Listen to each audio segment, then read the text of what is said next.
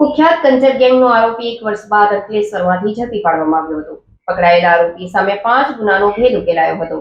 Highway પર truck ડ્રાઈવરને લૂંટી હતી અને અંકલેશ્વર શહેર બી ડિવિઝન પોલીસ મથકમાં ધાડ અને મોબાઈલ ચોરીના 2 કેસમાં વોન્ટેડ હતો. ગેંગના અન્ય સભ્યો પકડાઈ જતા આરોપી કોસંબાથી ફરાર થઈ ગયો હતો.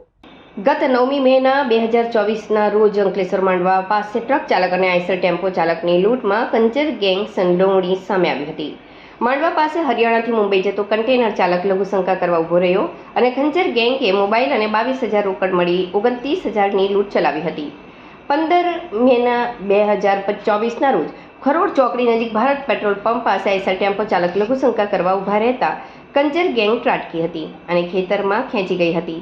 રોકડ અને મોબાઈલની લૂંટ કરી હતી, જે અંગે તે વખતે ભરૂચ એલસીબી પોલીસ દ્વારા કંચર ગેંગના 4 સદસ્યોને કોસંબા નજીકથી ઝડપી પાડ્યા હતા. મૂળ રાજસ્થાનના કંજર ગેંગના પપ્પુ કાલુ સરુ કંજર, સત્તુ રત્ન મિસિરિયા કંજર, હીરુ સતનુ સેતાનિયા કંજર, પ્રકાશ છોટુ રોરુ કંજરની ધરપકડ કરી હતી, જ્યારે આ કંજર ગેંગનો સાગરીત રામલાલ સેતાનિયા કંજર ફરાર થઈ ગયો હતો. નાસ્તા ફરતા આરોપીને ઝડપી પાડવા માટે એલસીબીની ટીમ એક્ટિવ થઈ હતી. હ્યુમન સોર્સ દ્વારા મળેલી માહિતીના આધારે પોલીસે કંચર ગેંગના સાગરીત રામલાલ સેતાનિયાને ઝડપ્યો છે. આરોપી 1 વર્ષ પહેલા પાનોલી અને અંકલેશ્વર વિસ્તારમાં સક્રિય કંજર ગેંગનો સભ્ય હતો. આ ગેંગ હાઈવે પર ટ્રક ડ્રાઈવરો અને રાહદારીઓને રોકી તેમને અવાવરૂ જગ્યાએ લઈ જઈ મારીને લૂંટફાટ કરતો હતો. પોલીસ તપાસમાં જાણવા મળ્યું કે આરોપીએ અંકલેશ્વર શહેર બી ડિવિઝન પોલીસ મથકમાં ધાડ અને મોબાઈલ ચોરીના 2 કેસમાં વોન્ટેડ હતો. આ ઉપરાંત